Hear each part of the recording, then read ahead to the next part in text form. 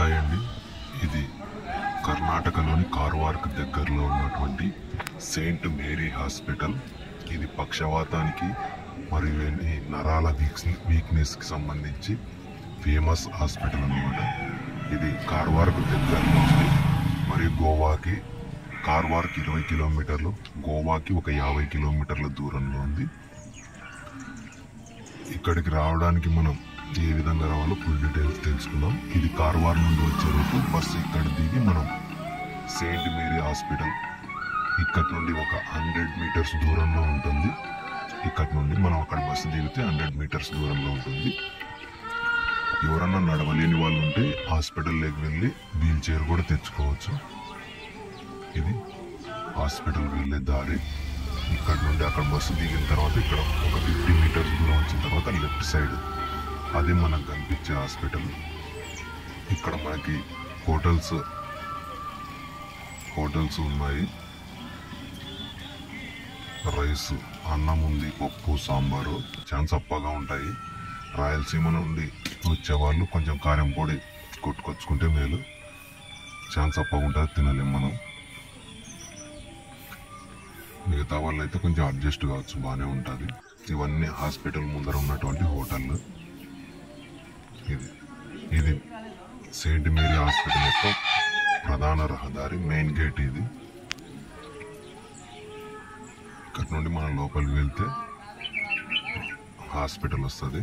ఇక్కడ right side ఎవరైనా vehicle తెచ్చుకునే వాళ్ళు ఇక్కడ రైట్ సైడ్ పోండి, నడుచుకుంటూ వచ్చేవాళ్ళు ఇట్లా లెఫ్ట్ సైడ్.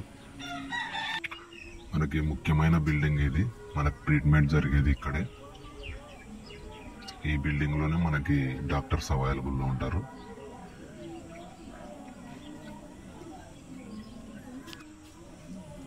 ఇది రెండవ బిల్డింగు. మనం ఎవరైనా రూమ్ తీసుకోవాలనుకుంటే అది రెండో బిల్డింగు. ఓపీ కూడా అక్కడే ఉంటుంది. అది కార్స్ పార్కింగ్.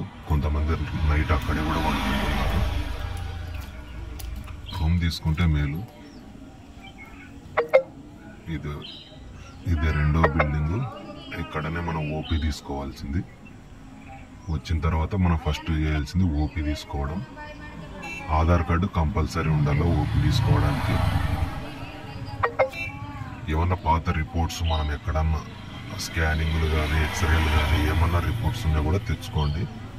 ఇక్కడ మళ్ళీ రెండోసారి తీసుకోవడానికి అవసరం ఉండదు స్కానింగ్లు. దాన్ని బట్టి ట్రీట్మెంట్ ఉంటుంది. ఇక్కడైనా మనం అక్కడ కనిపించేది ఓపీది క్యూ లైన్. మార్నింగ్ హెవీగా ఉంటారు క్యూ లైన్లు. ఇక్కడ తీసుకున్న తర్వాత మనం మళ్ళీ హడావిడి ఏం లేదు. ఫస్ట్ బిల్డింగ్ లేకపోతే వాళ్ళే మనల్ని నెంబర్ వైజ్ పిలుస్తూ ఉంటారు, టోకెన్ నెంబర్ వైజ్. ఇది ఎవరన్నా వంట సామాగ్రి తెచ్చుకొని ఇక్కడ చేసుకోవచ్చు, తినాలేమనే వాళ్ళు. ఇది వచ్చేసి కార్ పార్కింగ్. మొత్తం హాస్పిటల్ మొత్తం అడవిలోనే ఉన్నట్టుంటుంది. మనం దగ్గర పోయేంత వరకు కనిపించదు. ఇదంతా కార్ పార్కింగ్. రూమ్ తీసుకోకుండా కొంతమంది కార్లలోనే వండుకుంటున్నారు, ఇట్లా బయట కూడా వండుకుంటున్నారు. లేడీస్ ఉంటే కొంచెం ఇబ్బంది అవుతుంది, వాష్రూమ్కి ఊళ్ళన్నా అట్లా నడవలేని వాళ్ళు. కంపల్సరీ రూమ్ తీసుకోవడం లేదు.